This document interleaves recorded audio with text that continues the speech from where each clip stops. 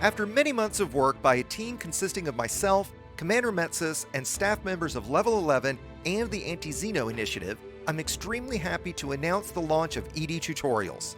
The primary goal of the project is to unify as many groups as possible to provide as wide-ranging content as possible, all dedicated to mastering Elite Dangerous. Let's look at what that means and how you or your group can get involved.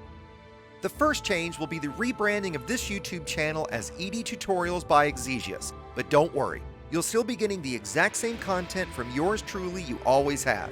I'll still never ask you to like anything, and will continue to do all I can to earn your subscription by producing the clearest, most concise content I possibly can, so you can watch less and play more. So here on YouTube, you'll just see a new name and logo, but we'll hear the same boring voice you've listened to for the past 2 years. And while the changes here on YouTube will be minor, the major addition will happen on the web, as I couldn't be happier to announce the launch of EDTutorials.com. This new website is a collaborative effort of myself, staff members of Level 11 and the Anti-Xeno Initiative, with several other groups who will be joining the project very soon. The goal is simple but ambitious: to be the definitive resource for learning everything about playing Elite Dangerous. As this is a collaborative effort, the site will cover content of every type, from trading and exploring to Thargoids and PvP combat.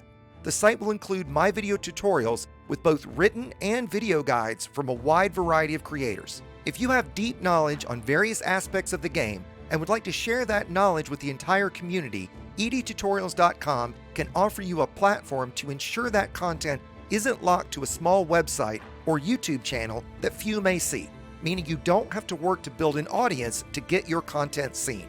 All content on EDTutorials.com will be curated by our editorial team to ensure it is not only correct, but of the highest quality possible. As this will be a collaboration, if you'd like to join EDT, please do so via the team page linked in the description below. We'll work with you to help you publish your guides on the site quickly and easily. With the launch of EDTutorials.com, I'm also very happy to announce our first custom-written tool, Material Finder. This was created with the support of Canon Research, as their plugin for ED Market Connector has been logging all materials gathered by any commander running the plugin anywhere in the galaxy for many months now. Material Finder makes use of this data to show you exactly where commanders have found specific materials within a specific time frame. Say you're searching for Imperial shielding. You'll select that from the list, select a date range, and after searching, we'll be presented with a list of the top systems where that resource has actually been collected. While you're certainly not guaranteed to find the material in that system, you'll at least know, for a fact, that other commanders have found what you're looking for there. You'll also see historical data about what system states materials are spawning in, principally used when gathering from high-grade emissions. As the tool grows, it will be able to plot you an efficient search route from your starting system, further easing the search for these difficult-to-find materials. As the tool is only as good as its data, I hope that anyone using it will install and run the Canon EDMC plugin. I've linked my previous tutorial on ED Market Connector here, which covers installing the various plugins. As this is just the beginning for EDTutorials, I welcome your input and hope you are as excited about this as I. While there are many small sites with Elite Dangerous documentation, the hope is that by bringing curated content to one site, EDT will become the first place commanders will turn to learn anything about Elite Dangerous. Subsites can be created depending on the size of your group, with Anti-Xeno Initiative our first partnering group. I'd again like to extend a huge personal thanks to Commander Metsis, as without his significant design talents this site would not have been possible, and to the staff of Level 11 and AXI who have contributed to this project. You can find a list of the entire team and how you can get involved on the team page. I look forward to your thoughts and feedback and hope you'll visit the site to learn to fly dangerously.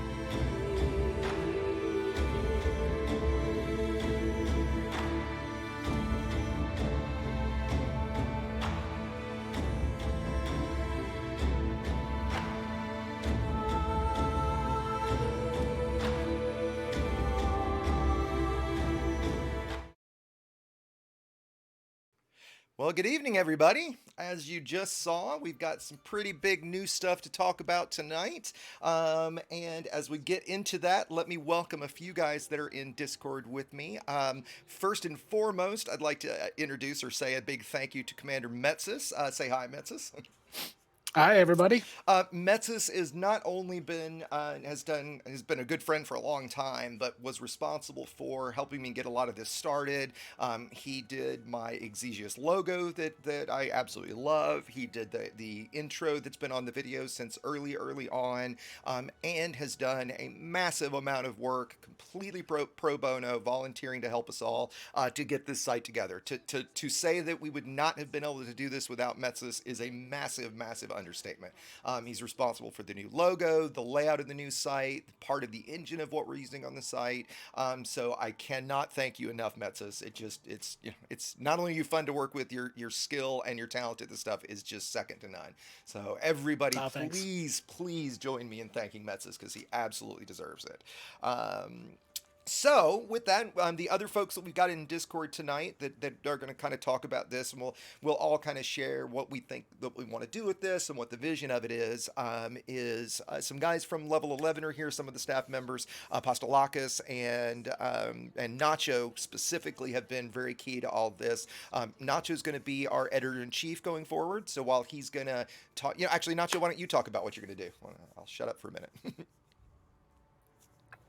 Hi, thanks for putting me on the Oh, I spot. did just put you on the spot. That's right. Nacho doesn't like being put on the Yeah, spot, you did. so I don't maybe like the spotlight, but I'll go ahead and I tell them then. How about that? So the trading guide, so that's part of the goal of the site. Is I've always wanted a place where I could not only have the video content, which obviously takes a long time to produce, but the ability to have written guides and with but still with a very high level of quality with screenshots and examples and all that kind of stuff, right?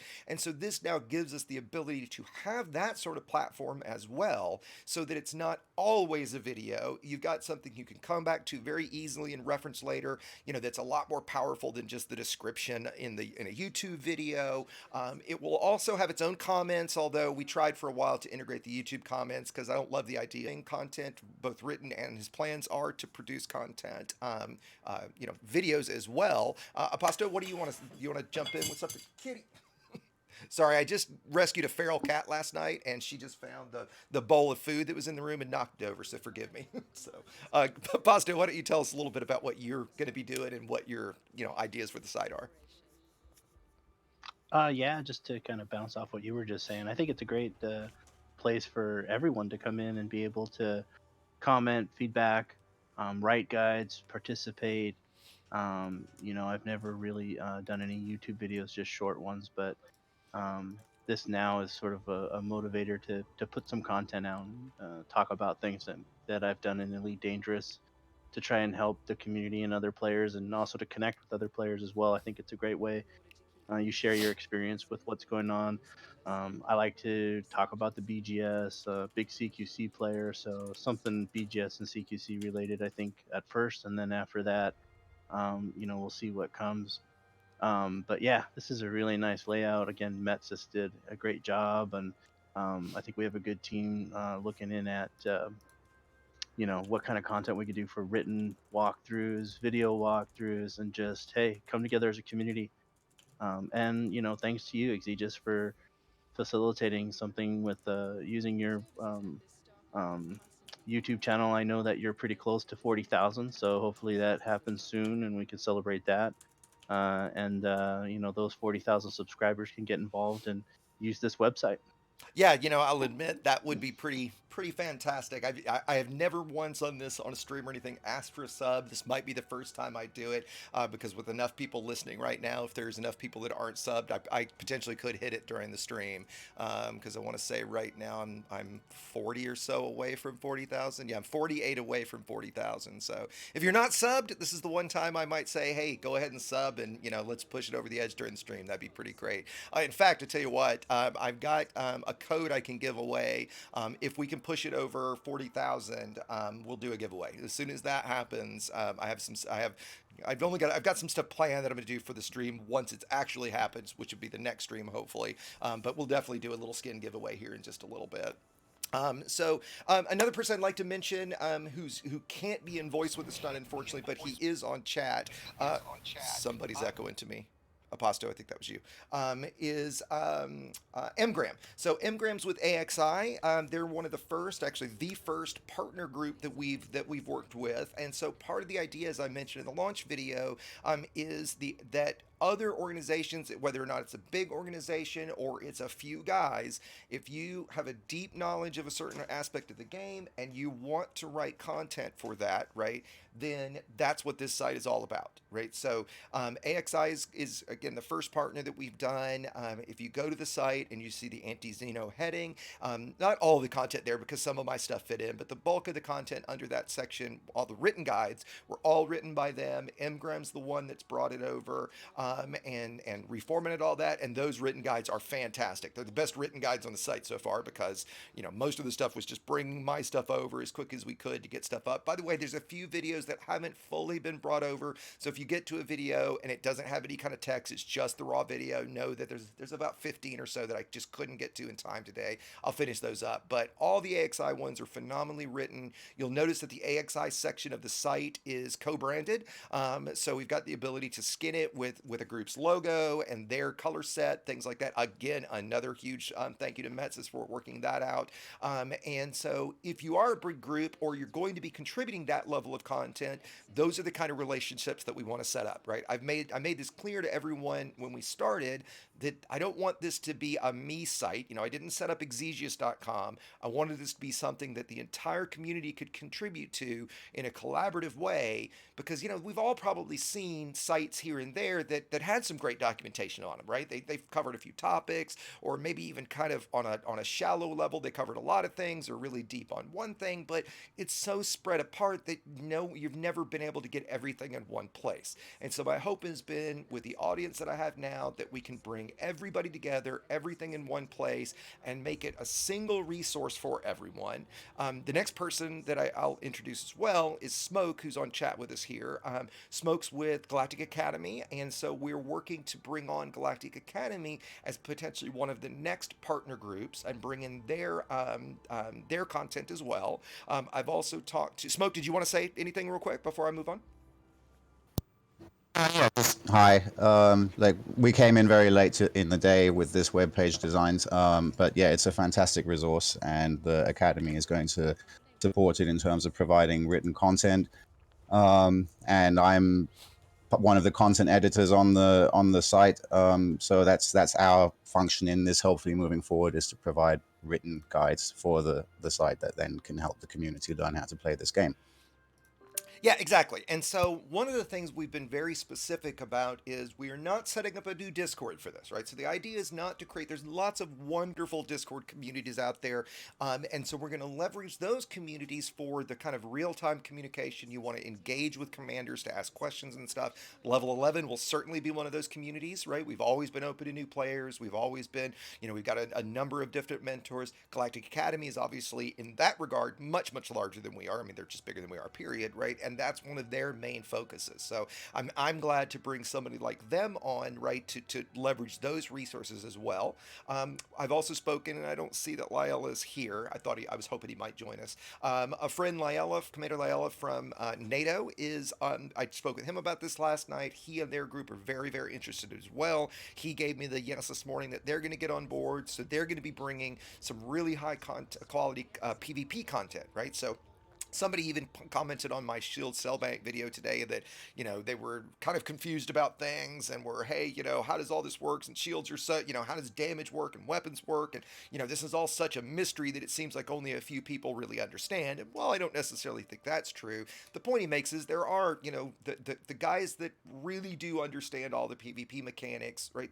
It's a really small group of players. They are pretty tight knit, but the reality is they're all really helpful guys, right? They're all more than willing to jump in and help people and answer questions, and so having them on board to bring that level of PvP content to the site is going to be fantastic as well.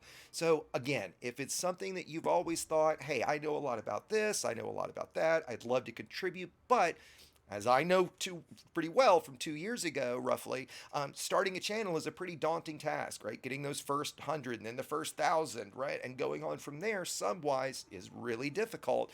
And so it can be a little challenging to get excited about making content like that being blunt, not that many people are going to potentially see. Well, with this, it gives us a platform that hopefully right off the bat, it's got, I think I looked today, there's something like 180 or so articles on the site already. You know, there's a ton of content there right now because of my back catalog and what AXI's added. We're about to have a ton more content with what GA will bring over. And so all of that right off the bat to have a ready-made audience so that if you publish a video, and the idea is you would publish a video on your site that then we would promote on the channel, right? So to be clear about my channel, while I'm going to rebrand it to EDTutorials by Exegius because we want to push the EDTutorials brand going forward, the content's going to stay the same. Just like I said in the video, you'll still be listening to my boring ass voice, for every video. They're still going to be in the same format. It's just going to have a different logo in the intro and a different, logo at the end. But other than that, my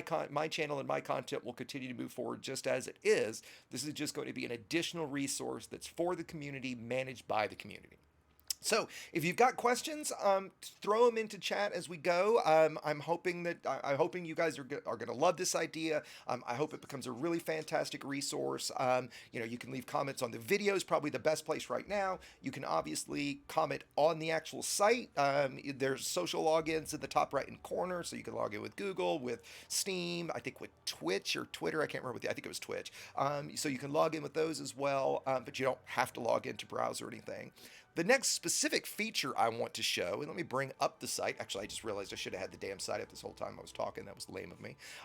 So a feature that I've built into the site that I worked with Canon to build is Material Finder. And personally for me, this is of the tools I use, this is something I've been using in prototype for a while. I've had some friends using it to kind of test it out. So let me show you how this works.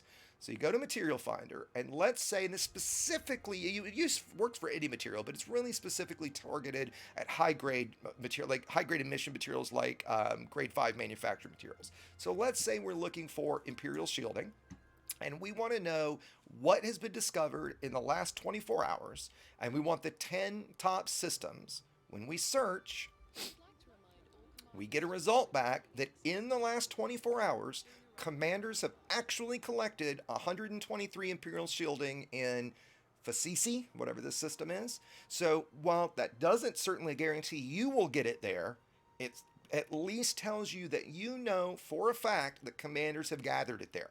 Okay.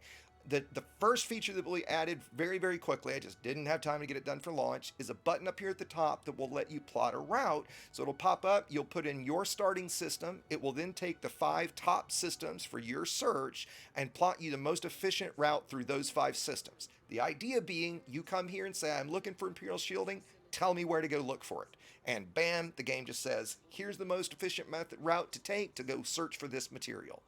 The other thing that's kind of interesting with this is the state data. So let me run a weak query, which will be a good bit slower. I'm not exactly the strongest SQL coder on the planet, so there's definitely some optimization that will come. But if we do a weak search of data, let's see what we get. I was trying to talk enough to cover that. The thing that's interesting is it'll show us the system states that these materials spawn in. And while we kind of know what those are, this confirms it with actual data. So wow, it sure looks like if you want imperial shielding, you're going to want a none state system.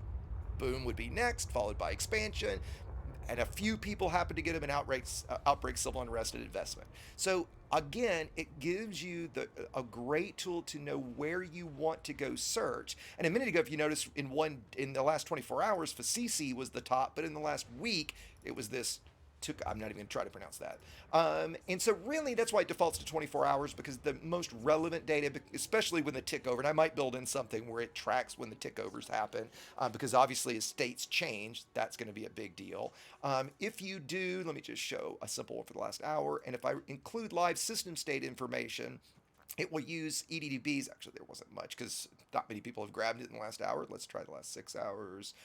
It will also show us the state information from EDDB's API, but because I've got to go check all those state informations, it slows it down quite a bit. But this would confirm, well, look, none is the most popular. Facisi is in none right now. Wow, that is a great target system to go search for imperial shielding. Okay, so that's the idea. If you scroll down a bit, it's going to tell you the information about what material shielding is used for, where to find it, what blueprints it's used in. This is true of everything. So if we go to core dynamics, for example, and we leave the same thing, I'm going to turn off system state just so it's a little faster. And I wish you guys could see this little kitten that I rescued. It's just going crazy running around my room right now. By the way, it's adorably cute. As soon as I get within an inch of it, it runs. But now, same thing for core dynamics. We see all the blueprints that core dynamics is used for. This data is from, I love this community because of all this stuff. This data was provided by Inara, right? So Inara has huge spreadsheets that they share with the community that have all this different information. The last thing to point out, the key to this is the data. Right? Obviously, the more data that's in the system, the more useful it is. The data comes from commanders running the ED Market Connector plugin, or excuse me, the Canon plugin for ED Market Connector.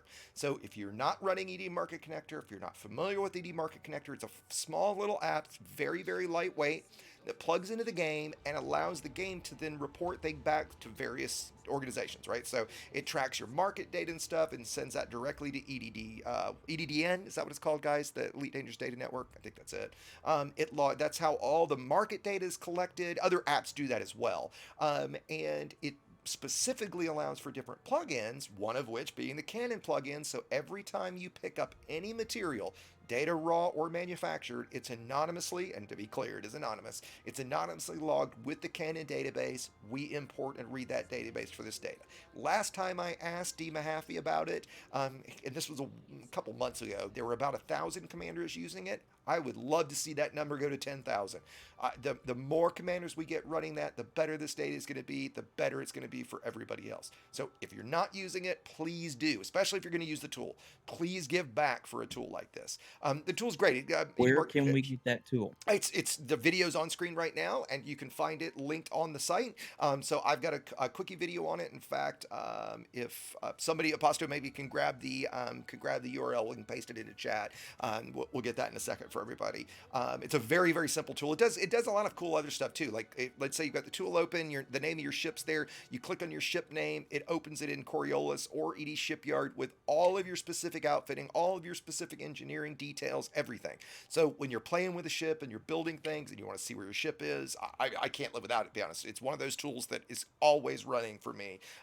In fact, hold on, I'll drag it over on the screen and just show it to everybody real quick. Come on.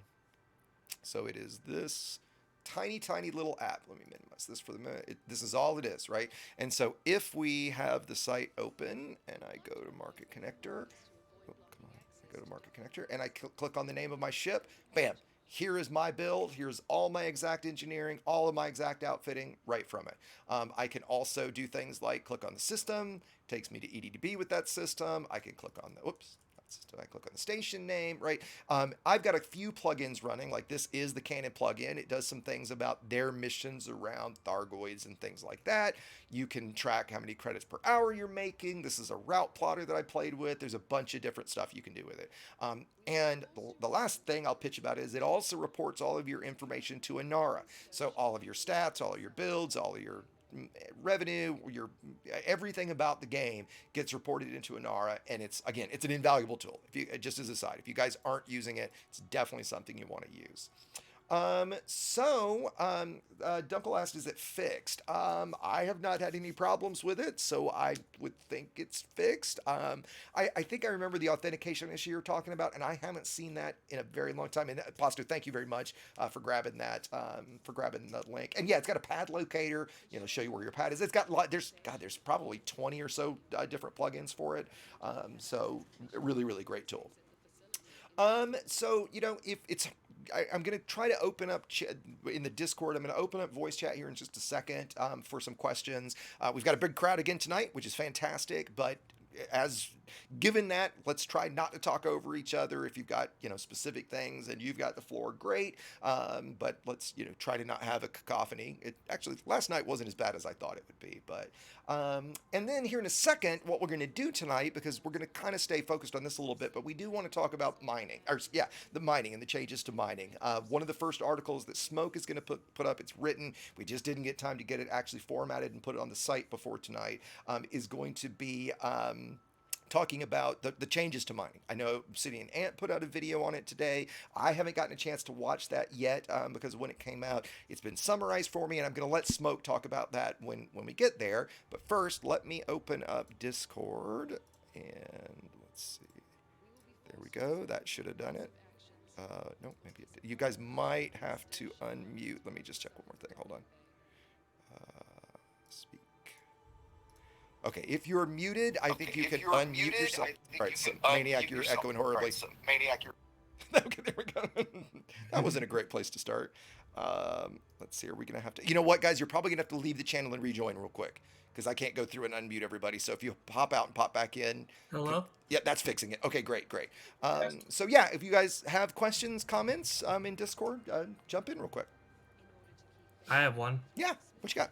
Is there a bug for mining right now when I'm mining in Okay, we're not D4? talking about mining right now. We're talking about this site. Okay. So if you've got questions about this, we'll get to mining in just a I little haven't bit. seen it yet. What's it called? It's all in the live stream channel, right? It's EDTutorials.com. Hopefully, I'll really check it easy for everybody to remember. EDTutorials.com. I got a question. Yeah, what you got, Cadre? Hey, so I got a private group over on Facebook, which I help people and stuff. Okay. Can I give your site out, or you want to wait until? Oh no, we're get launched. it out? Absolutely, please share this All far and wide. That's the idea. We've had it kind of soft launched and online for about a week now, where we've been building it and getting everything done. But nope, this is the official launch. This is the official. Share it with everybody. It's on an Amazon Web Services instance. So if for some reason we underscaled it and it brings the site to its knees, we can migrate it really quickly. You can bring it to its knees. No, let's not. That's not a challenge, by the way. So we'll. But yeah, no, please share it far and wide. There's already. I'll paste this in again. I put up a Reddit post about it. If you guys want to go have a look there and comment. Where did I put that? There it is. And comment on the Reddit post. That would be great. Yeah, please. The whole idea behind this is to share it with everybody.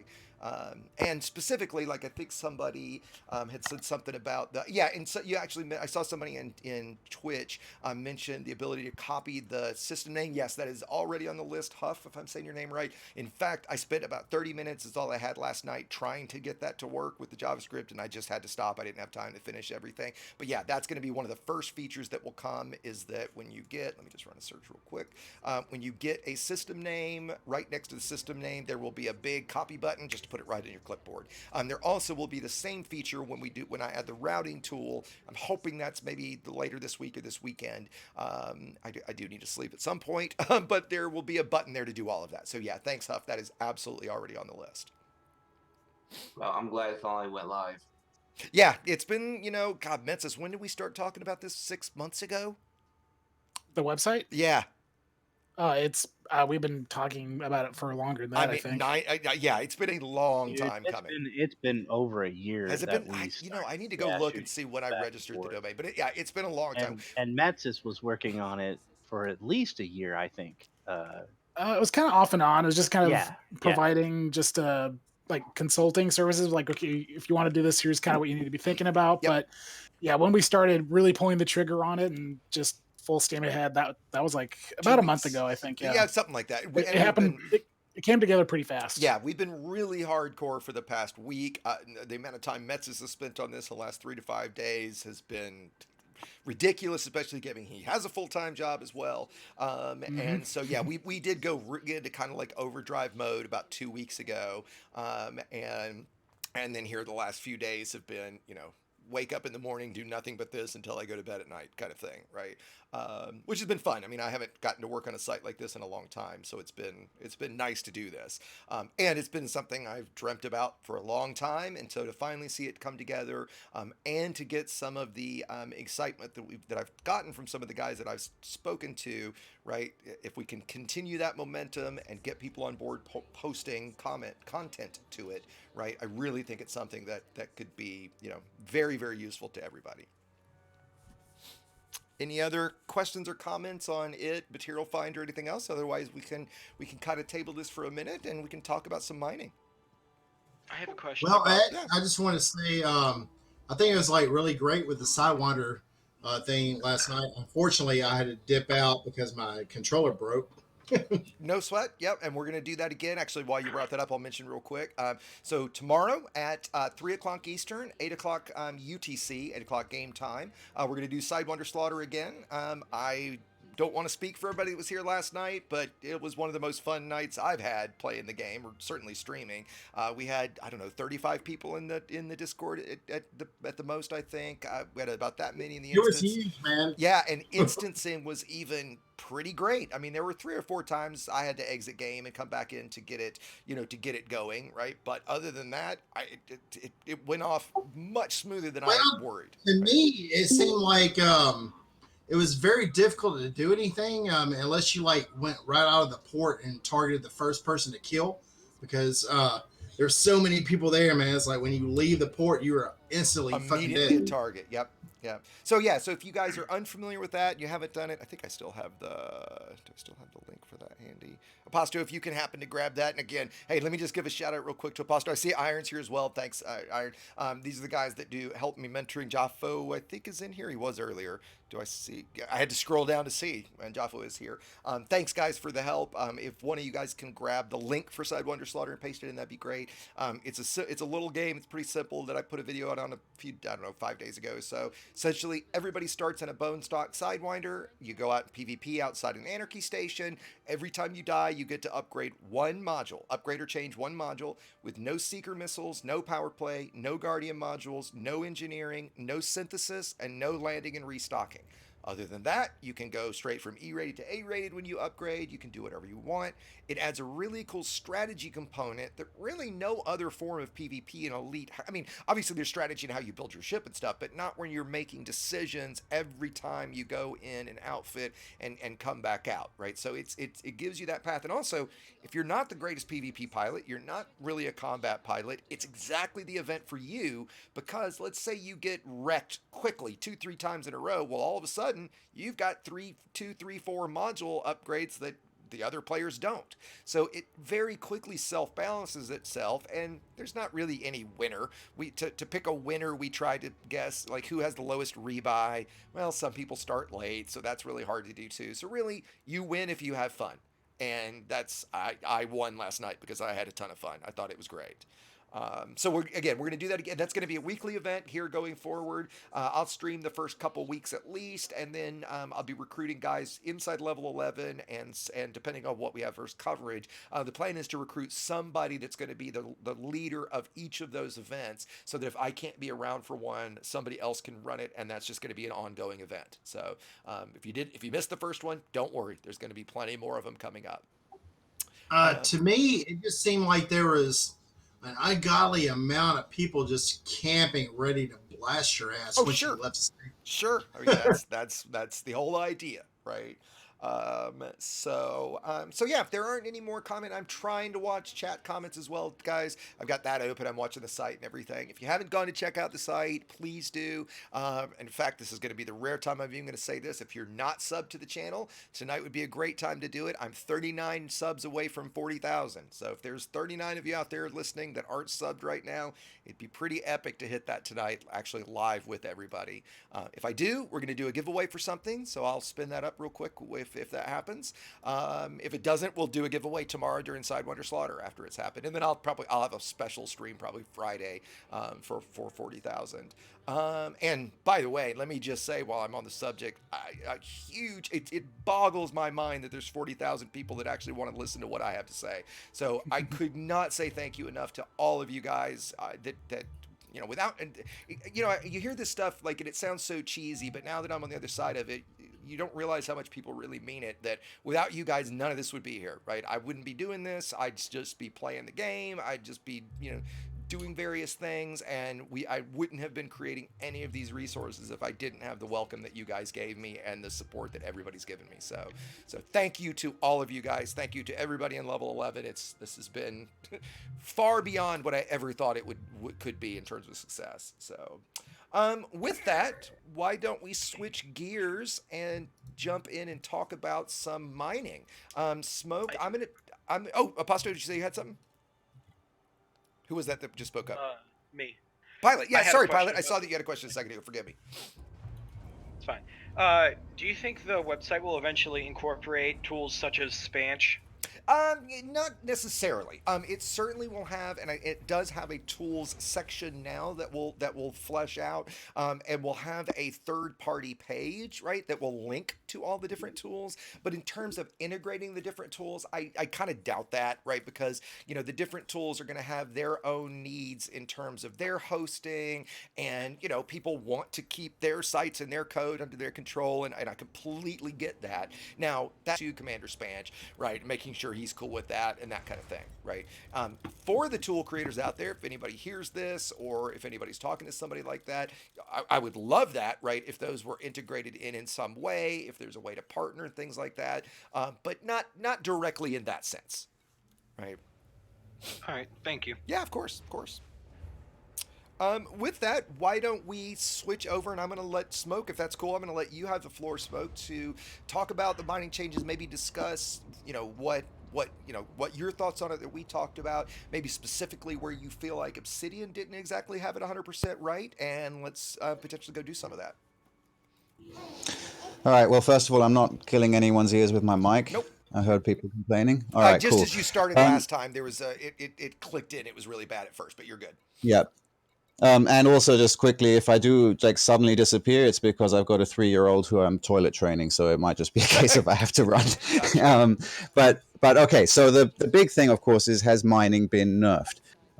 Now, this has kind of got two different answers. If you are used to getting void opal sell prices of 1.6 million or filling your cargo hold up with painite in an hour and being able to sell 500 million worth of painite, then the answer is yes, it has been nerfed. But the thing is, why has it been nerfed? People have been testing and they've been looking at how demand is affecting prices, but they're missing the other side of things. It is supply and demand. Now, demand is something that is run entirely by stations. Stations are the only thing in the game that consume those mining commodities. So that's where demand is. The supply side is entirely driven by players. We are the only ones who produce these mining commodities. Now, what Frontier have done is effectively link the sell price of a commodity to supply and demand. Now, if supply is bigger than demand, the price will go down. If demand is bigger than supply, the price will go up. So I've been watching the data with some friends of mine over the last week since the update dropped, and you can consistently see the price for painite and void opals crashing because people are using painite to test demand. And you can watch in the EDDN data as people are selling painite and void opals, and so we've the price has crashed because supply has far exceeded demand. Supply has exceeded demand. However, the flip side is you need to look at the other commodities. Now, 2 weeks ago, none of us would have been mining alexandrite or grandidiorite or serendipite because it wasn't worth it. Why would you mine something that you're only getting 400,000 credits a ton for? But when you look at those prices, we are still not selling them, and so supply is not as big as demand. As a result, the prices for those commodities is going up. Okay? Now, today, for the very first time, the price for void opals went up, the maximum sell price. What this shows is that the players have given up mining it. They're looking at it and going, oh, this is useless. There's no point mining void opals. And so the immediate turnaround is that suddenly supply for void opals has gone down and the prices go up. Does that make sense? Yeah, it certainly does to me. I'm following you, right? So yeah, go on. I was going to say, if I would sum that up a little bit, well, I would say it like this. If you answer the question, the simple question, has mining been nerfed? The blunt answer is yes. The reality, though, is when we talk about what level of nerf and what does that really mean, are you going to go make 250 million an hour mining painite today? No, you're not, right? Are you still able to make really fantastic money with mining? Absolutely.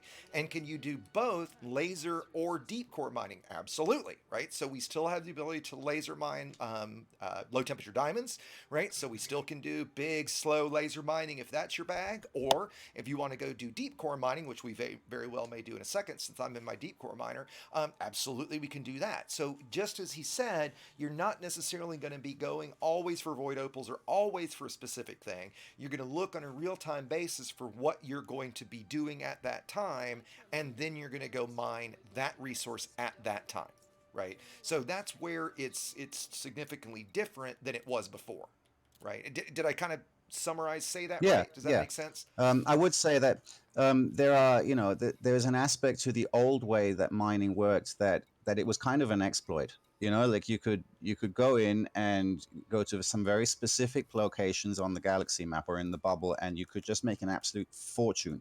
And for anybody who played the game before Chapter 4, that just how ridiculously huge the profits were once core mining was released.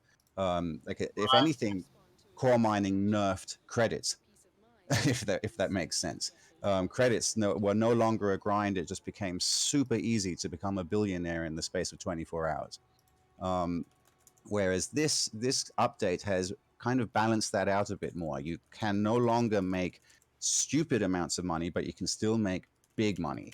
And it's all those 10 commodities were released with chapter void open, but there was absolutely no incentive to mine the other ones. Now there is an incentive to mine the other ones, and the smart guys are out there right now mining bonitoite and low temperature diamonds, because those are the current high prices. And below that is muscovite. That's the next one that is coming up. And you should expect the prices for them to drop as people mine them, which means something else will become the top sell price. And that's where the market is now fluid.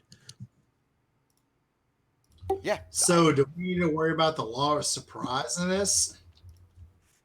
Law of surprises? You're going to have to explain that. Oh, the law of surprise. I don't understand. Yeah, I don't understand either. The law of surprise, yeah. Oh, God. You're surprising me right now, so. Me knowing what it is. I think what he means is the fact that you can check the market, go out, fill up your hold, and come back, and the market's tanked in 2 hours. I think that's what he's the surprise he's talking about.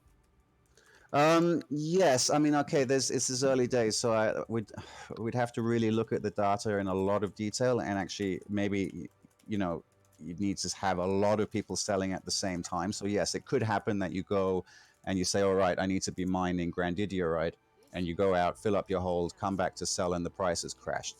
But I would say that's probably unlikely. When you're looking at the rate that paynite has dropped in the last 6 days, it's not been half a million credits in the space of an hour. It's been 100,000 credits over 24 hours. So I don't think you're going to get surprised like that. But I could be wrong, of course. This is really early days in this update. What did you guys think about Obsidian kind of pointing out the in-game tools, the lack of, or the way that they don't really work to help the player, which, eventually, and this is why, EDTutorials is a great place. Like these are all, I think, what leads people to some frustration and call things bugs or broken or nerfs. Because, if you were just going to be in the game as a brand new player, say, right, and use just your map tools and look at the trade tools, which they have updated throughout. I think more recently there was some helpful ones where you could at least begin to identify who's buying what, right? Or look at some market information. But I think there's an interesting situation that's always been, of course, with the FDev not really telling us anything, right? Or giving us the in-game tools to figure it out. And that's sort of a gameplay in itself, isn't it? Trying to come up with Right, he was absolutely on point with the gal map filters. Like that is such an oversight by them that they do not list those commodities, and they've had over a year to put those in. Let's be honest. put those in any time in the last year, and to bring this bigger change in, to link it to supply and demand and not allow you to find them via the gal map is just terrible. Wait. I didn't even realize that. So you're saying literally these resources are not in gal map? Yeah, if you go onto the commodity filter and then the drop down menu where you have minerals, machinery, industrial materials, and all that stuff, and then you have every single commodity listed, none of these core mining commodities are listed. It's shocking. They really need to fix that. It's amazing. It's amazing to me that it's like that. One of the things that's interesting too is the number one, money making gameplay in the game right now, and it's not in Galnet. Well, in Galnet, that's great. Think about one thing that they have done kind of right though. If you in the game visit a market, it records that market information, and so in game there is a way to build a trading route. And if you look at it like as a realistic, see, this is the problem that I have. Realism is great, but if it's not fun, then I don't care. But anyway, if it's realistic, you can build your own trade route. Think about like if you were going to start up a trucking business, and you're going to go ship things from one place to another, you'd have to find out what's in demand, who's paying more to ship it. So those kinds of experiences in Elite Dangerous as a like let's say a trucker, I think the in-game tools play to that. I think that's what FDev was kind of trying to inspire the players to do. And so I think that also leads to where now it's missing, and we have these atrocious kinds of oversights. Yeah, as we're going through, as we're talking about this, Smoke, why don't we do this? Why don't we? I'm going to bring up whichever tool you tell me, if it's an RADDB, why don't we bring up the tool, look through, and essentially do a demo of here's what we would go mine right now. Does that make sense? All right. Yep, sure. Bring up EDDB. Yeah, let me bring up EDDB. Like Inara is, I find, generally a better resource, but Okay. for the commodities, EDDB is the better one to use. Great. It's more user friendly. So we go to commodities. Yep. And then you'll see, let me bring it up as well. Yeah, so now you have a big table with all of the commodities. Yep. So now look at the sell column and click it twice so that it sorts the sell prices from top to bottom. Yep. And then you'll see that low temperature diamonds is currently the most value at 62,000 credits. Yep. And below that is benitoite. So now you go, okay, so low temperature diamonds, I would want to go to an icy ring, and you could core mine or laser mine that. Benitoite is in metal rich rings. Right. So that's another core mining one. So you basically say, which one do you want to do? Yeah, and at the moment, because I'm assuming because of this, people haven't been doing much with void opals right now. It's actually number 2, right? I'm seeing it at 1.05 million. So at the moment, really? I've got different data to you. Oh, then. interesting. Yeah, I'm seeing low temp diamonds at 1.1 mil, void opals at 1.05, and then benitoite, however you say that, is 959k. All right, let me just refresh. I was going to say I'm going to do the same thing. Let me refresh. I'm getting that again. Yep. Okay. All right. Yep. I'm getting the same thing now. All right. Oh, well, there you go. Now look at that. So void opals has gone up 400,000 credits in the space of 24 hours. That is the effect that players not mining it has had. That is the supply there. Supply has crashed. The price has gone up. All right. So if you want void opals to get to 2 million credits a ton, don't mine it. Yeah. Well, and so what I understand where some players would be frustrated. I don't get really be. I mean, I guess getting upset. I mean, I mined a lot of money later, so I put myself in a good position earlier, so I put myself in a good position. But I almost wish. I actually do wish it had been like this right off the bat, because this does feel like the way it should be. Now, I'm not supporting a nerf. I do think it's a bummer that what I'm bummed about is that I kind of wish they'd have done it so that whatever the top thing, that there's always something paying like 1.6 for, a core thing, and whatever it is that Painite paid at 800K, I think it was. I think it'd be nice if there was kind of always something in that high demand. But again, that doesn't even make sense from an immersion realism standpoint, because, gold's, something's not always going to be worth the top dollar. So while this is going to fluctuate more, and it's going to make reliance on the third-party tools stronger, especially given what you guys just said about the fact that the game's not even tracking this on the gal map, right? You can't do this without third-party tools, which is again, correct. We could bitch about that all night long, right? I think I'd also like to see us be able to mine not just one thing at a time, like maybe 2 or 3 things that we could, like, okay, these are all selling, and then be able to identify the markets that are buying those, maybe in groups of things too, like, there's a That's war how and they you need buy these refineries. supplies. Well, can I bring something up there, which is with the potential for what fleet carriers might offer? Now, I know there's speculation here, but if fleet carriers offer the ability to store cargo, then you can start bringing in speculative trading. So you might fill up on Alexandrite, sit on it until the price is high, and then sell it. Yeah, my gut is that that's not going to happen. To be perfectly, I hate theory crafting anyway, so I don't want to get into this too much. Yeah, but it is my speculation. Yeah. gut feels like that's not going to happen. I think Frontier in the past has always been not only clear about I don't think fleet carrier is going to store shit either. Yeah, hold on.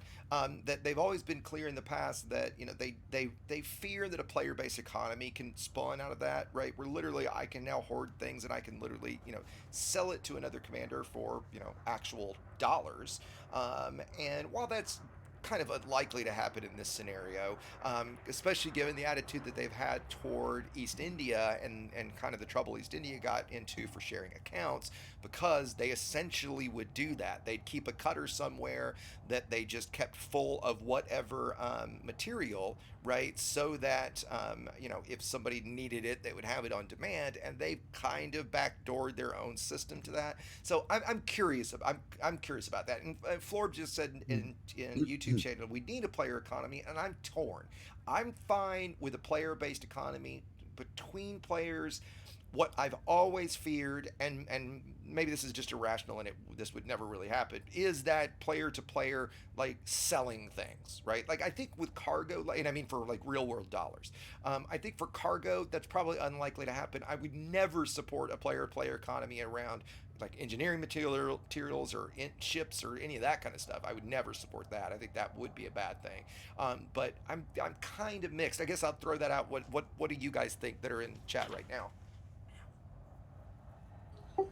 I played E for almost 10 years, and I think an economy would be great here. Yeah, I agree. Yeah, I don't play and I'm Eve, not but I an know Eve how it player, works. so I I'm agree with familiar that. with it, right? So Yeah. I would agree with having some places put like materials, but the play I economy, think like maybe I would. Eve is a pretty good example of. I mean, there's plenty of ways to break that down and be very upset with the way that it works. I like to go back a little bit though to where I think what FDev is trying to inspire here. First, I think they want people to use um, if you look at BGS for instance, like it's really driven by the mission board. So they want the mission board to be used, and maybe with mining, if you use the mission board and build an initial trade route, mining route that you could build upon, and then man, it just, again, we're missing the in-game tools. You have to use out of game tools to right, do this, but right. there's a bit of freelancer in there. There's a bit of company man. You're taking the missions, you're working for somebody else, transporting things, some trucking and some mining that kind of go together. So, I mean, gameplay wise and lore wise, they do have a lot in there. I think it just falls short with the in-game tools not helping us understand it. I think Let me. Exigeous kind of nailed it when he was saying that this mining change is how it really should have been from the beginning. The guy that I work these things out with, like, we approached core mining at the very beginning from that perspective, and we were expecting void opals to crash, and it never happened because they were linked to states, not to supply and demand. So this is to me, this is actually a really good change. It makes it more realistic, and it's such that it's their own fault for allowing people to make that many credits out of the blue. It's just the change from 2018 to 2019 was just staggering. Let me. How I much you agree. can make. I Yeah. agree Yeah, 100% with you, yes, Scott. I agree. I Yeah. mean, and the sad thing here is it's a case of once you've given somebody something, it's hard to take it away, right? Once you give us the ability, and especially the fact that they've left it for so long, right? That now the new norm is making 150 to 200 million credits an hour. As soon as that happens, and especially with a large portion of this community, right, you're going to get nothing but backlash, right? So while yes, again, things have been quote unquote nerfed, right? You're going to make less per hour than you made before. The reality, though, is you still can make ridiculous amounts of money very quickly. I mean, much quicker than those of us that have been playing for a long time ever would have dreamed, right? And I mean, I literally farmed 15 billion credits from pay night mining, and it didn't take me that long. I played, I watched movies, I hung out with friends while I did it. It seemed like it went super fast, and I did it because I didn't want to ever have to deal with credits again, ever. I mean, I'm kind of glad that I did, but that's silly. I don't need 15 billion credits. Nobody needs 15 billion credits, right? So the notion that this is bad. I mean, again, I'm not going to call it good, but it's just a shame that it wasn't like this to begin with. So let me ask. I think I was gonna say, I think Smoke pointed out is the fact that they left it going for so long. Right, You've got now you have an entire generation of players. That's right. They have an expectation. They have an expectation. All those guys that started in the last 12 months, they don't know what it was like before that. For them, this is how the game works. Yeah. So in their head, they're like, hey, I've got enough for a fleet carrier now, and it's like we still don't know the price of a fleet carrier, and everybody's like, oh well, now I've got 15 billion credits, so I can go buy a fleet carrier. Right. And if they sell the fleet carriers for anything less than 5 billion, they're actually hurting the community more. I agree. In fact, I'll admit I went as high as I did because I was kind of almost hoping fleet carriers would be 10 billion, but that's another conversation. But really, like, they don't remember. I remember my first. It took me pretty close to a month of daily playing to get my first 25 million credits to buy my first vulture. Absolutely. And I'm not saying it should be that way. This is not a, I walked uphill both sides, both ways in a snowstorm with boards, boards nailed to my feet. I'm not saying that, right? That was definitely bullshit compared to what it is now. The time wall though was way too long. I remember thinking, I'll never get a Python. I'll never have an anaconda. Never an anaconda, right? Or a cutter. You're trying to afford a cutter on the old. A billion credit cutter, never going to happen, right? And so, while I think that the game is still in as good a state as it's ever been in terms of things like that, right? I've joked for a long time since the mining stuff's come out. Credits aren't the currency in Elite anymore. It's materials, right? I mean, credits are easy to get. Materials are now easier, right? But materials are still hard to get, and that's really the currency certainly for a player like me. And when you get to a certain point, let me go to game mechanics here really quickly, Smoke and others. So when I look at Void Opals and I put in my reference system and I look for the closest place to sell, because ADDB, and I've never figured out a way to how to change this, it's giving me a limited search result set that's near me, and so near me right now, I'm only getting 550K. Do you know how? Yeah, so that's the problem with how EDDB works. If you put in your current system, you're 99% of the time going to get bad results. So when you just click, so from the commodity list, if you just click on Void Opals, what it does is it gives you a list of, I think, the top 40 sell prices. So that's your list, yeah? So if you click on that, you'll see that right now in Norton Station in Bestacus, you get the highest price at 1.059 million credits. Let's see if I can Exegius, when I do those on EDB, don't put in a reference system. Once I've done, it's kind of, let me close both tabs and see if that closes out the instance, because now it's like saving that. I might even have to just restart my browser. Because EDDB's base API is based on 30 and 50 light year searches. So. Yeah, okay. And guys, forgive me for bringing up Edge, because, nobody wants to use Edge. But at the moment, I'm going to just use it just so I've got an uncached instance. Oops, commodities, Void Opals. Sort by cell or whatever, yeah? Yep. All right, so now scroll down. Yep. And there we go. Okay. And this is interesting. There's literally one station paying that, and then the next closest is 650. Now, let me ask another question. I've seen. Okay, but look at the times. Look at the times updated. That price is 23 minutes old. I see that. And these are 260 days because nobody's been there. Right. Yep. So as So people they update it, that will get better. Okay, gotcha. Yeah. So let me ask another question. A comment that I've seen a lot, and this, hey, Mango, Mango's pooping on me for $1. Thank you, Mango. You can always poop on me for $1, buddy. I hope you've specifically checked out the new site, Mango, because, yeah, boy, that didn't come out the way I meant it, did it? You're someone specifically, Mango, that I want to involve in the project that we're talking about tonight. So if you have not gone and checked out the new site, my friend, I hope you will. And this is something I've been wanting to talk to you about. I think I mentioned to you at one point, but Has Mango is somebody I definitely want on board for this project, just so I throw that out there while we're at him. Now, see what Smoke just mentioned was with the time, the days, right, last updated. That's something that a lot of people haven't brought up with the current Hutton Orbital Truckers thing. If they hit all the stations, that means we will have less all than the data. We will have all the data, and it will be less than a year old. Yeah. Because so, okay, so let me. There are some stations that are pushing 2.5 years. Yeah, sure. So let me ask on this. Updates. So a comment that I've seen very commonly across the board is this notion of quantity of what you're selling. I've seen a lot of people say that if you show up in a Type 9 or a Cutter and you've got 512 tons, you're going to get X amount. If you show up in a Crate Mark II with 100 tons, you're going to get Y amount, and Y amount's going to be significantly less. That feels not either like a bug or untrue to me. Does Smoke? Do you? Anybody have any? I have never ever once encountered that. Okay. Like when you go in, like I'm not doubting people. Like that might well be happening and could be absolutely a bug. But me personally, I have never had that. If I go to this station, Norton Station, and I sell 200 void opals, I will get 200 million credits. If I sell 500 void opals, I will get 500 million credits every time. Yeah. Okay. So, okay.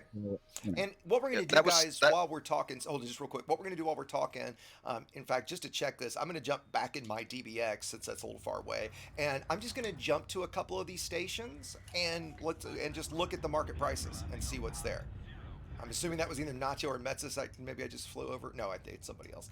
That was Spartacus. Oh, Spart. Okay, great. I figure while we're chatting about this, I'm not going to spend the time to actually go get void opals right now, but let's go look and just see what what they're saying. Right?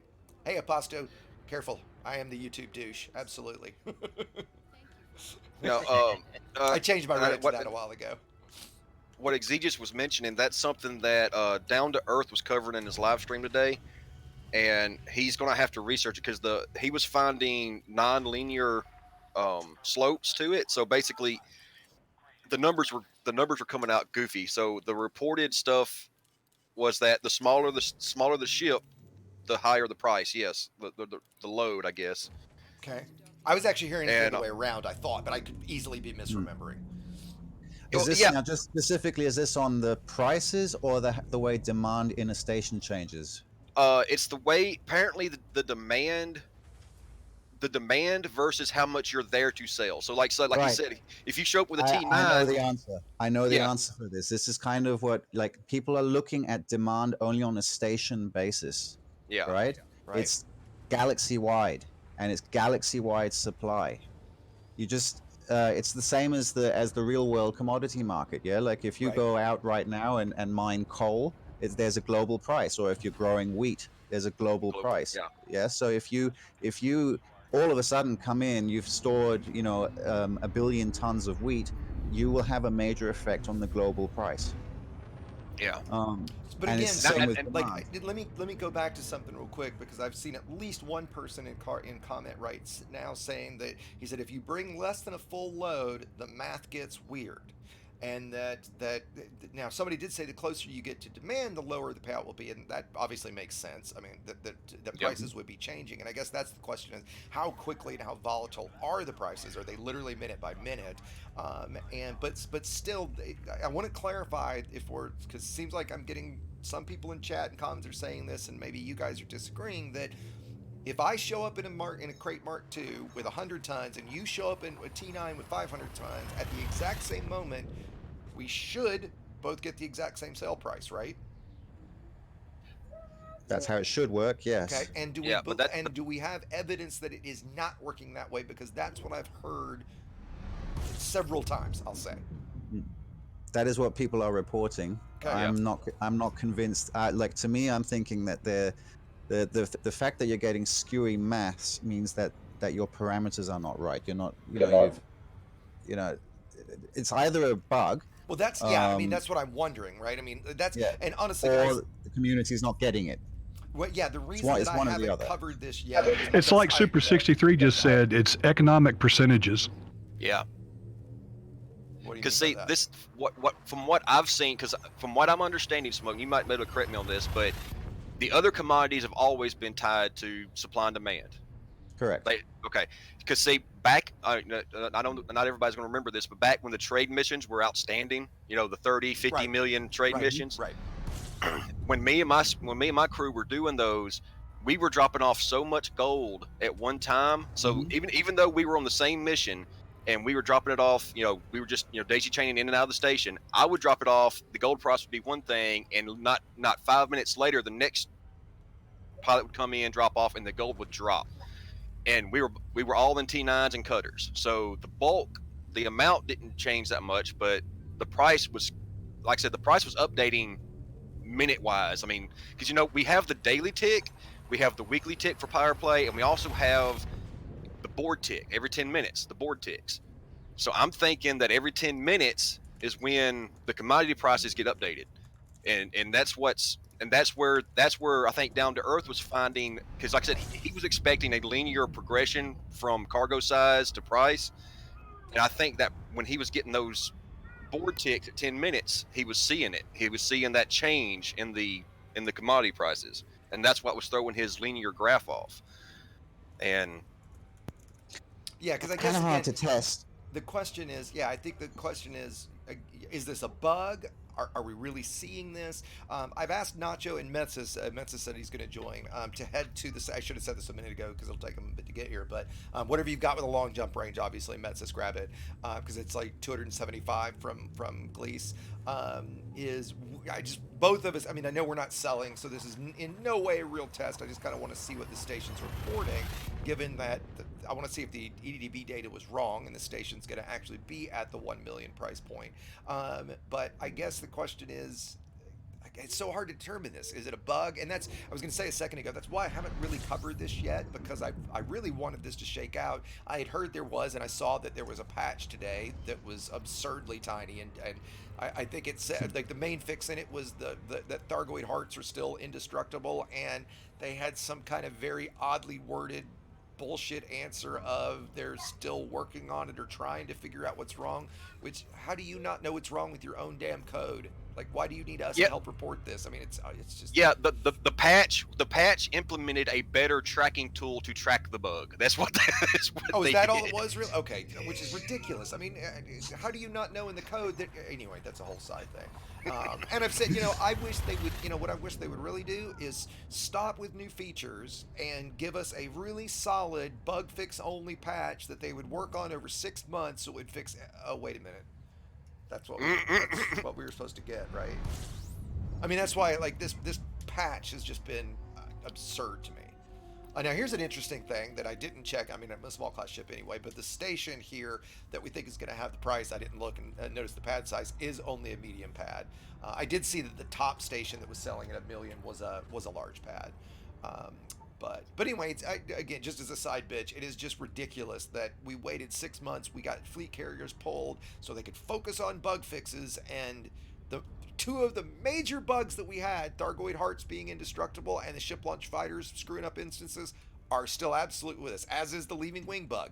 Right? If you guys have seen where you join a wing and at the top right in the middle it's just frozen there and it says leaving wing the whole time, I've literally been looking at that bug for 4 years. I've opened 17 tickets about it over the years, and every time I open a new ticket, I have a growing list. I reference all the old tickets because they're always like, oh, could you give us an example of this? Like, yeah, here's 15 examples of it over the last 3.5 years. Do you need some more? And Jaffo, it's not rocket science. It's macroeconomics and Keynesians. You just I was like, economics should be easy, but you put a Keynesian in there, and it's like, oh, come on. Well, one problem I'll give you that one. to remember here is not necessarily a bug, but when they update code and they update these systems, we have issues with the third parties vendors. Like these guys have to try to update now to collect that That's information. right. So Thank you, that Apostle. lag, Yes. that lag that's happening when you look at EDDB. Okay, well you get there and it's not, and then all of a sudden now you're going to be pissed off, right? Yeah, And because the disappointed. tools literally can't keep up with it, And right? and the thing is, and it all because I know Xi just made a good point. He's like every commander that's on PC needs to be flying with EDMC, but the problem is we have a large percentage that don't. Right. And then you got the Xbox and PlayStation players. I mean, so and while the again, PlayStation, I see the comment all the time. And they affect our prices. We Exactly. shouldn't have to run these tools, and we shouldn't, and that's true, right? But the fact is, we do, right? So if you guys are not running ED Market Connector, please do. It's so lightweight. It is so wonderfully useful. You're gonna love it. Now, quickly, let me just interrupt. M. Graham just posted in Discord that I saw that Frontier has the like undestructible heart bug marked as fixed. But they are, and they've closed it. What he said, they've closed it 3 times in the past. He says once it was actually fixed, right? It's closed as fixed right now. Yet they're asking for us to upload logs so they can fix it. Yeah. Because obviously somebody doesn't want it showing on a list somewhere that it's still an open bug, right? Even though it's still very much an open bug, right? Exegius, sorry, just quickly. No, I'm going to have to run very shortly Smoke. because my kids are being neglected here. No problem. Well, yeah, please don't neglect children to play Elite, right? I don't have children, so I don't have anyone to neglect. So yes, by all means. So before you go, Smoke, let me just say again a big thank you for everything that you've done to help get the site going. Smoke's first article on what we're talking about right now on mining, it's already written. Am I right, Smoke? We just need to get it formatted and on, right? Yeah, and so I'll probably do that later tonight. So yeah, so here very soon, that's going to go there. So let's bring us back to EDTutorials real quick. So yeah, can I do a short plug for the GA? Go right ahead, please. Absolutely, yes. As a matter of fact. So if the tutorials, once people start using that, it may well be the case that you still don't understand something, and that's the whole point of a server like the Galactic Academy, is that you can go on to the Academy and get one-on-one help from someone who knows what they're doing.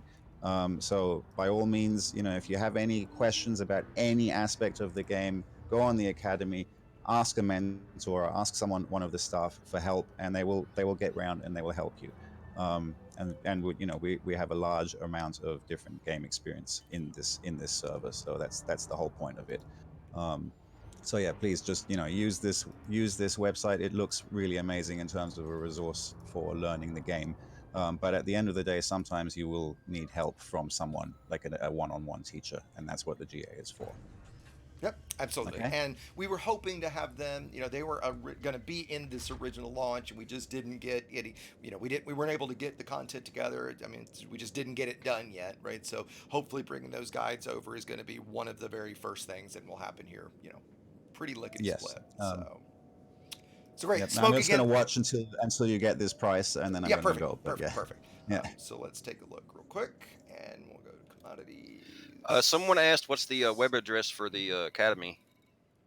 You know what? Hold, the GA? Yeah, can you post if you can get one of the moderators for the channel on? We can get it for him.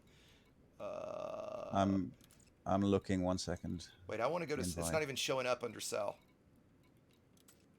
Yeah, you're on the wrong station. Am I? There was only one station. Is it a planetary? You had to go to Norton Station. Is it a base? And I just which? Oh, sorry. Oh no, you've gone to you went to the second price, which is 261 days old.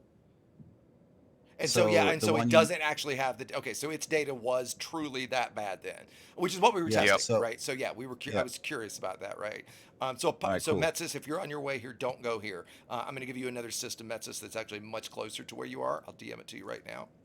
So yeah, so this was just a test actually to see. We're not surprised that it didn't have it. Yeah, I'm just getting a Galactic Academy invite. 1 second, and I'll post it in the channel. Isn't that crazy to think that nobody's been to that station running one of the tools in 260 days? I guess there are a lot of stations in the game. In fact, this Yeah, I is mean, a random thing. we've got 55,000 stations. Well, I mean, downloaded one of the things I did for the site where material tracker shows the system state. EDDB makes their entire database available as a single CSV that you can download. So I thought, hey, I'll just grab that, import it into the MySQL database, and query it that way. So I do that. It's 4.5 gigs and 38 million records. And so, yeah, my relatively small AWS instance like completely choked trying to query that at all because it's so damn huge. So yeah, there's a lot of stations in the game. Right? There's a lot of data out there. So again, Smoke, thank you again for all the help you've been. Thanks for joining tonight, and I'll be in touch with you soon, and we'll get the article up on the site. Yep, I'll just, as soon as I've got this invite, I will post it on the chat, and I'll catch you guys later. Enjoy your evening. Thought I had it somewhere. Yeah, I've got the AXI one, but I don't have GA right in front of me. It might be in. Yeah, I've got it coming. Okay. I was gonna say it might be. Yeah, there we go. Got it. Here it comes. All right. Yeah. Copy link. DM it to me. Yes, please, because I'm doxing myself otherwise. No, DM it to me, and then I'll post it for you. Plus, you can't post links without approval anyway. So. All right, cool. Have a good evening, and I'll chat to you guys later. All right, take care, Smoke. See ya. Exegious, what we were talking about earlier, the third-party tools. Don't you think they should be inside the game, like in Ara or something? Yes and no. So give us something like that. The fact. So let me answer it this way. I would say that it's a shame that there aren't much better tools built into the game. Full stop. Okay. So there's so many things that we basically must use the third-party tools for. That would make a lot of sense there in the game. The reality though is, if you look at any community with a game like this, you look at DCS, you look at EVE especially, you big games like that are always going to have third-party resources that are going to extend the game, and there's always going to be kind of a market for that, and players want to do that, and so I think that's good, right? Because it encourages an active community, and the community gets involved, and they can do things that realistically the developer's never going to be able to do. So the notion that should Inara specifically or EDDB specifically be integrated in the game, bluntly, absolutely not. Because if you're looking at this from Frontier's perspective, which unfortunately you have to in this case, you can't then be promoting in your product that you're selling to millions of people someone else's product inside your product. If you're going to do that, you're going to have to set up a relationship with them. There's going to need to be contracts in place, because now if Inara goes down, well, yeah, that sucks for us all. And for a lot of us that might remember about 3 years ago when all the third-party sites essentially went on strike and went down, I basically couldn't play that day. So if all of a sudden Frontier in-game is reliant, truly, I mean, we are reliant on it, but in an auxiliary capacity, that would be terrible, right? They just can't. That's a position they just can't get into, if you get what I mean. Yeah, but I was asking more like, shouldn't Frontier give us something like that, like an error inside the game? That's a different question, and yes. So there are definitely tools that third-party things provide for us that the game should have, right? But I would never argue that everything that third parties provide should be in the game, right? Because there's stuff that, there's like, for example, I'll give one Spanch, right? So doing like its different plotting tools and things like that. Well, we have plotting tools in the game. It's just the community's been able to extend those with better, cooler stuff. Okay. Should like the tools on Spanch where you can find things be in the game? Fuck yes, right? The codex is basically worthless. Right? I mean, like if I'm going to go find something, I want to sightsee and I want to see something cool to look at, I'm not going to go to the codex ever. I mean, in fact, I need to update it because Spanch has updated the site. But a while back, I did a video that's the real codex, and I talk about all the third-party tools. And fortunately, the main video tool that I focused on, that EX tool, and I tried to get in touch with the Silo, I think's his name. I've tried to get in touch with him because he took the site down, and I don't understand why, because it was my absolute go-to for just finding cool stuff, and I think it's a real damn shame that he shut it down. I mean, if I could get in touch with him, I would absolutely try to get the code from him and host it myself or host it for him, because it was such a great resource. Did I just hear Lyella? Hey, so hold on a second. Let me interrupt and let Lyella hop in for a sec. I mentioned you already, buddy, when we were talking about the new site, and that you guys were going to be on board. Hopefully, you're not about to tell me that's changed. No, absolutely. We're in the middle of fights in Santu. Oh, sure. But yeah, I just wanted to hop in and see what was going on with the announcement. That's great. It's pretty good response so far. Do you want to talk about kind of what NATO is and what you guys are going to be doing? Yeah. So NATO is a PvP group. We focus mostly on tournament and organized PvP. So we have guys that do organic PvP. It's just not the super focus of our group. But a lot of the articles that we're trying to write are going to be geared towards how you fit your first PvP ship, what the reasoning is behind your modules and your builds, just basic, FA off and fixed weapon flying. And then the articles that I'm going to be writing specifically are going to be focused on etiquette for coming to PvP Hub, how you search for a match, how rules checks are performed during tournaments, and stuff like that. Yeah, great. But Lyella, hold on a second. But isn't the entire PvP community just toxic assholes?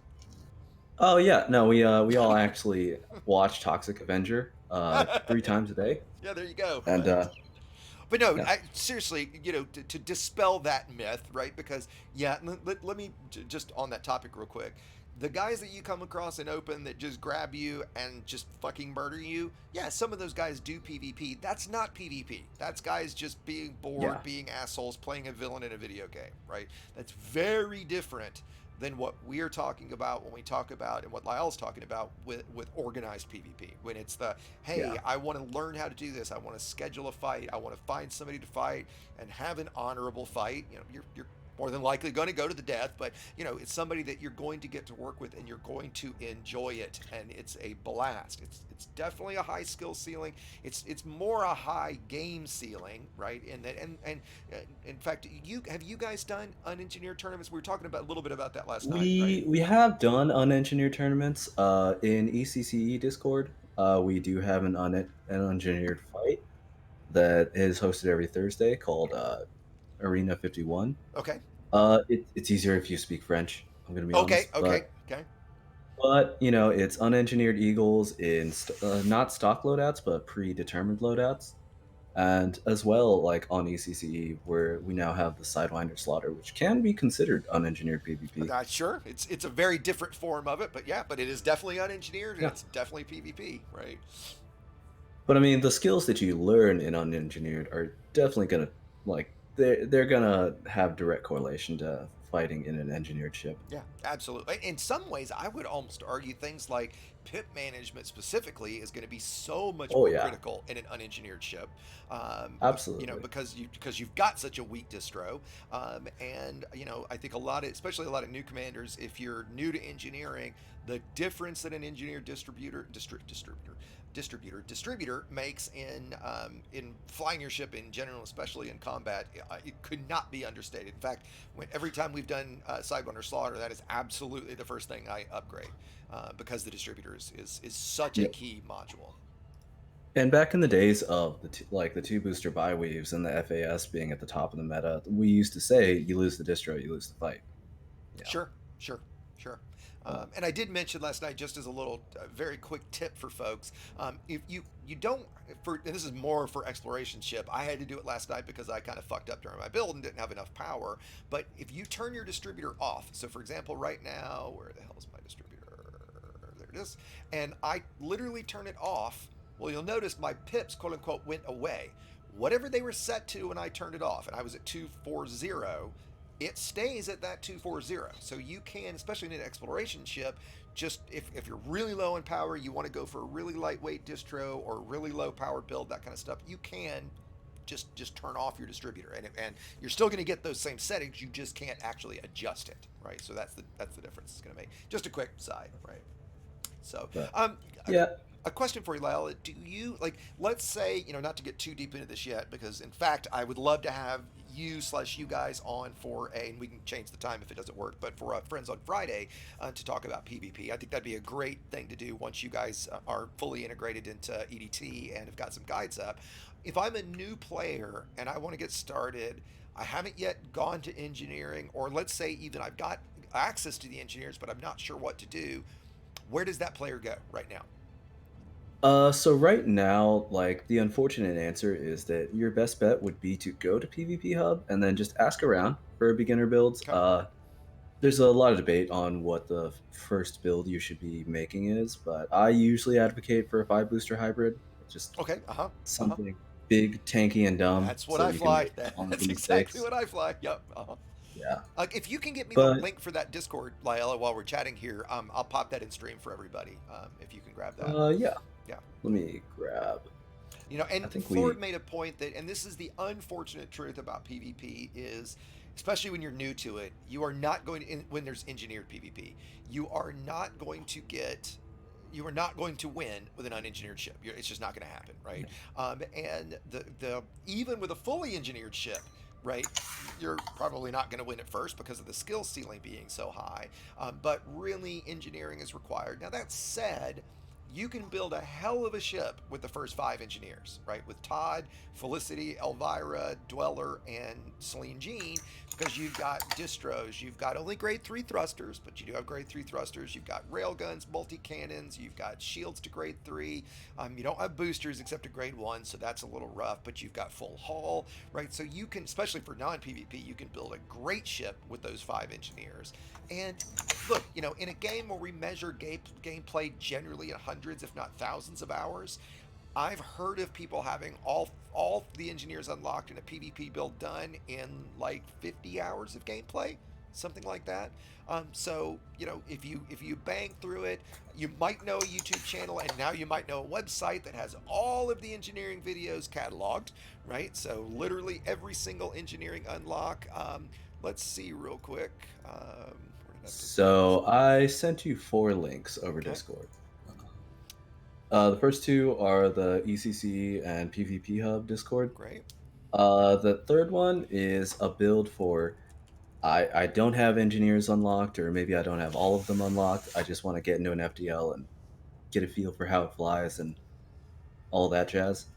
That fourth one is the 5 booster hybrid build. It's the build that I personally recommend for, you know, I'm brand new to PvP, but I do have all the engineers unlocked. Did you say the second? Which one did you say was the 5 booster one? The second one you sent? Yeah, the second link or the second build. Yep. That's for if you do have all the engineers unlocked. Perfect. And this is the build that I recommend for, like, I'm brand new to PvP. I have no idea what I'm doing. Whoops.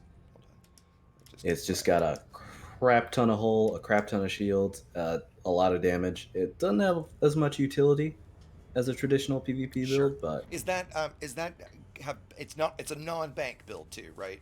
Yeah, it's a non-bank, so less things to worry about. Yeah, and that's, you know, for new players, that is definitely a concern, because, you know, I did just repost my Cellbank video because some shockingly scary way, all of a sudden my Shield Cellbank video was deleted off YouTube and I had to repost it. But yeah, Cellbanks, I really didn't get into using Cellbanks that much until somewhat recently because they are a very complex game mechanic. But back to the point that I was making a second ago, if you go to the new site and literally you go to category engineer unlocks, here is every single engineer, the most efficient way to unlock every single one of them. So to bang through this is, you know, it's still a fair bit of work, but it is certainly not insurmountable by any stretch. Yeah. So, as we're just about, I'm going to spin this back real quick, Lyle, back to what we're doing. We're doing some mining stuff. We're just kind of checking. We're not being really scientific about this. We're chatting about it, and so we're about to land in a station. Metsis, I think you're already there. Is that right, Metsis? Yep. Yeah. Okay, great. So let's land and just check the prices between the two of us and see what we both get. It's all good. I actually gotta jump back over to the hub. Thanks for stopping by. We'll obviously be in touch. I'll get you and whoever else needs access to the EDT Discord, and we'll start working out. You know, like you asked me before, do you have to worry about? That's actually a good question for anybody that wants to get involved. You don't have to worry about knowing how to write HTML or code anything like that. We've got great WYSIWYG editors that are built into it. we're gonna want people to provide, you know, a high level of content, meaning like screenshots and, you know, things like that, so that it's very visually, you know, easy to get through. But yeah, it is a breeze to make things look very, very pretty the way it's all set up. Once again, thanks to Commander Metzis, who's sitting here with me. All right. We'll see you guys hopefully on Friday. Great. Thanks for swinging by, buddy. All right. Yeah, anytime. Later. So yeah, so I think what we'll do here, guys, is we're gonna check out the price here, and then I think we're gonna. I was gonna cut this even shorter than we are right now, but I think I'm gonna make tonight a little bit shorter. We're gonna do our traditional CQC. Probably not gonna stream it this time unless there's a request. I usually get a pretty big fall off in viewers once I start streaming CQC. If you guys really want me to, I can for the first couple. I'll admit it's fun for me to not. And you know what? Look at the people here. I bet you this station's paying pretty good, and that's why there's so many commanders here. It's pretty rare to see this many people at a station that's 55,000 light seconds out. I know. I meant to mention that earlier. I'm sure everybody noticed. So, Metzis, have you checked the price already? I'm doing that now. Let's see. And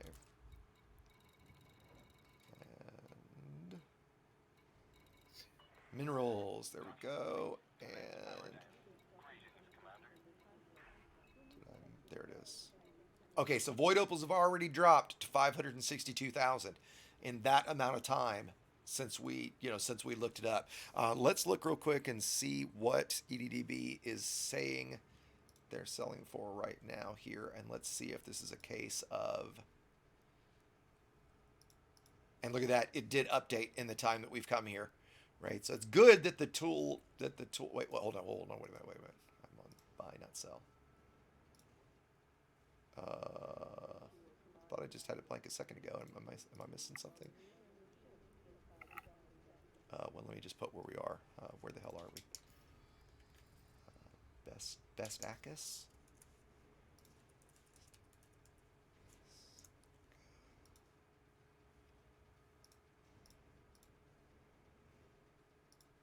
It did update. Okay. And yeah, so it is correct in that it's got the right price, but it changed that quickly. And literally 1 minute ago, that was probably either me. Metzis, you running Market Connector? I'm guessing. I'm trying to install it. Okay. Cool. As we're speaking, I'm guessing actually. that 1 minute ago was probably me landing here. And I'm guessing, let's see if there's people on local. That 1 minute ago was you jumping into the system. EDMC updates on jump in, not at docking at a station. Oh, okay, gotcha. Yeah, because when I run my BGS, I don't even land at stations. I just jump through systems. I just hit the stars and keep going. But what we were speaking about before, I always mispronounce his name, and I've flown against him. I can't remember. Lyella, yeah. But before he popped in, as far as, because you're talking about, what third-party tools we need and what third-party tools we don't need in game. The problem is that there's so much in-game data. FDev would never be able to. They would never be able to present the data the way people want it, because if you look at EDDB, EDSM, and NAR, they all present the data a little different. They're all focused differently. Sure. And FDev would, you think about the number of players, how does FDev pick a graph that shows exactly what the players want today, Right. Whether it's market or BGS so I think it's good that they're not in the game, because you would just constantly, you'd still be starved for information, because FDev couldn't present all that information to you in a way that made sense, I think. Right. And I do wish there was better tools. I really, again, shocked to learn that the trading tools don't track these things in game. I'm not a trader, so I don't use those method much. I think I mentioned this earlier. We do, for the traders that are out there, we do have a guide that Nacho just put up on the site. If Nacho is here, I know he stepped away a second ago. Maybe you can remind me, Nacho, what the pay per hour, you could make, 30, 40 million with that method? If you're quick enough, yes. Yeah. Okay. Which still, the crazy thing is, at some point, 30 million an hour would have been insane, right? Like, I would have died to make 30 million credits an hour back in the day. I have made 50 or 60 doing that. You just got to be quick on the turnarounds. Yeah, you just got to be lickety split while you're doing it, right? Yeah. It's single jump trading too, right? Is that right, Nacho? It's single jump trade. Yeah. Yeah. Yeah. So, Okay, so and not Metzis, can you look at the market data with me and let's just compare and make sure we're seeing the same thing? Are you seeing? Let me get back to it. You're seeing So voidables. Bennett White under minerals, yeah, Bennett White, whatever he's at 929K. Let's see minerals. The third one under minerals, yeah. Okay, so I'm on the sell page, and I'm looking for the sell price. Yeah, and scroll down to minerals, and yeah, like I'm seeing the right. So 929. Yep, 710. Yep. And then Grandidierite is 749K. Low temp diamonds are 734. Yep. Yeah. Okay. All right. Cool. So we're seeing the same thing. So that's what I expected. So okay. So we can go ahead and head back, Metzis. Thanks for coming to join me. And yeah, Nacho, I sent the message in game when we redirected stations. So I think you just missed us, unfortunately. So anyway, so let me wrap this back to what we're here for the announcement. As I end here in a second, I'm going to play since we've got a lot more people here now than we had at the beginning, I'm going to play the announcement video again as we exit out. We've got a great crowd in Discord. I'm hoping there's enough here that want to play some CQC because I would certainly love to. I'm not going to stream that tonight. We'll just go ahead and play it in here. So if you want to come join us for CQC, you don't have to be in voice to do that, obviously. If you want to jump in the Discord and chat with us via text to join us, just let us know, or just just meet us in game, and we can play. If you've never played CQC because you think, oh, that sucks, CQC, it's terrible. I sit in channel forever and never get a match. Well, that's what sucks about it. But if you do tonight with a group of us, that's almost certainly not going to happen, and you will get a match because we've got enough people that's going to happen. So. But again, let me thank Commander Metzis. I've done it a few times tonight. I'm probably going to do it a few more. Thanks so much for everything you did, Metzis. To say that the site wouldn't exist without you is absolutely not an exaggeration. There's just no doubt it would not have happened without the skill that you've had. You're phenomenal to work with. I just couldn't be happier with the way it all came together. So my thanks again. Yeah, and it was a ton of fun putting it together. So good. Great. I'm glad it was fun for you. Hopefully, sometime soon, Metzis' personal project that he's working on, will be able to share that with everyone, so we can get Metzis a little recognition. And if you guys are, if anybody out there needs something like that, hopefully we can get you sent to Metzis. But yeah, for those that are new to it, I hope you guys will stop by and check out the website. The hope is that there's going to be new content. I don't know if it'll be. I'm hoping it gets to the point where it's very much on a daily basis and there's something new on there all the time. The content is going to be highly curated. It's going to be, very high quality. It'll be my videos, potentially videos from other creators, written guides from other creators, various tools that we integrate into the site. So I really want it to be that single resource to learn everything there is to know about playing Elite, right? So you think of EDDB for market data like we just did, you think of Inara for tracking your account and finding things in game, and I want EDT to be the place where you think to go when you want to learn something about it. The other thing too is a lot of commanders might not, you might not find or realize some of the older videos I have. Well, here with this in the menu system, it's, oh wow, look at all this stuff I didn't necessarily know that was even, that I had even covered before. Right, so looking through the menus, I would hope that new people to the game especially would find stuff that they've didn't realize was in here, and some of my even older viewers would be refreshed on some stuff. The plan is to flesh out everything, to cover every weapon in the game here soon, to cover builds for every ship in the game, and all of that will be here on the site. So. With that, again, let me thank Metzis. Thanks to Aposto and Smoke Left Already, and to Nacho for all the work that they've done on the site. Especially Nacho's done a lot of work on the editor side, getting things in the right categories, getting all the descriptions for categories written, things like that. It's so far has absolutely been a group effort, and that's exactly what I've always wanted it to be. So with that, I'm going to play us out with the video that we started with, and I hope to see you guys one last time, I'll say, for Sidewinder Slaughter tomorrow at 3 o'clock Eastern, 8 o'clock UTC. So if you were in Europe and you couldn't join us for the last one because it was like 1 a.m., this is the event for you guys. I'm hoping we have close to as many as we had last night. We had 35, I think, last night, and it would be great to have another big group again tomorrow. So hope to see you guys there. Otherwise, sit back and enjoy the video here.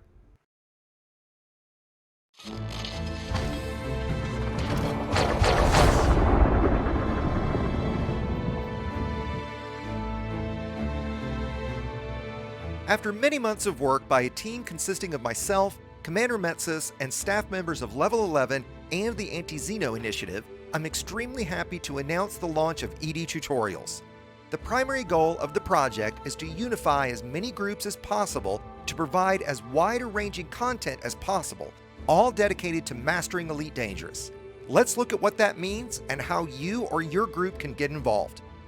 The first change will be the rebranding of this YouTube channel as EDTutorials by Exigeous, but don't worry, you'll still be getting the exact same content from yours truly you always have. I'll still never ask you to like anything, and will continue to do all I can to earn your subscription by producing the clearest, most concise content I possibly can, so you can watch less and play more. So here on YouTube, you'll just see a new name and logo, but will hear the same boring voice you've listened to for the past 2 years. And while the changes here on YouTube will be minor, the major addition will happen on the web, as I couldn't be happier to announce the launch of EDTutorials.com. This new website is a collaborative effort of myself, staff members of Level 11 and the Anti-Xeno Initiative, with several other groups who will be joining the project very soon. The goal is simple but ambitious: to be the definitive resource for learning everything about playing Elite Dangerous. As this is a collaborative effort, the site will cover content of every type, from trading and exploring to Thargoids and PvP combat. The site will include my video tutorials with both written and video guides from a wide variety of creators. If you have deep knowledge on various aspects of the game and would like to share that knowledge with the entire community, EDTutorials.com can offer you a platform to ensure that content isn't locked to a small website or YouTube channel that few may see, meaning you don't have to work to build an audience to get your content seen. All content on EDTutorials.com will be curated by our editorial team to ensure it is not only correct, but of the highest quality possible. As this will be a collaboration, if you'd like to join EDT, please do so via the team page linked in the description below. We'll work with you to help you publish your guides on the site quickly and easily. With the launch of EDTutorials.com, I'm also very happy to announce our first custom-written tool, Material Finder. This was created with the support of Canon Research, as their plugin for ED Market Connector has been logging all materials gathered by any commander running the plugin anywhere in the galaxy for many months now. Material Finder makes use of this data to show you exactly where commanders have found specific materials within a specific time frame. Say you're searching for Imperial shielding. You'll select that from the list, select a date range, and after searching, we'll be presented with a list of the top systems where that resource has actually been collected. While you're certainly not guaranteed to find the material in that system, you'll at least know, for a fact, that other commanders have found what you're looking for there. You'll also see historical data about what system states materials are spawning in, principally used when gathering from high-grade emissions. As the tool grows, it will be able to plot you an efficient search route from your starting system, further easing the search for these difficult-to-find materials. As the tool is only as good as its data, I hope that anyone using it will install and run the Canon EDMC plugin. I've linked my previous tutorial on ED Market Connector here, which covers installing the various plugins. As this is just the beginning for EDTutorials, I welcome your input and hope you are as excited about this as I. While there are many small sites with Elite Dangerous documentation, the hope is that by bringing curated content to one site, EDT will become the first place commanders will turn to learn anything about Elite Dangerous. Subsites can be created depending on the size of your group, with Anti-Xeno Initiative our first partnering group. I'd again like to extend a huge personal thanks to Commander Metsis, as without his significant design talents this site would not have been possible, and to the staff of Level 11 and AXI who have contributed to this project. You can find a list of the entire team and how you can get involved on the team page. I look forward to your thoughts and feedback and hope you'll visit the site to learn to fly dangerously.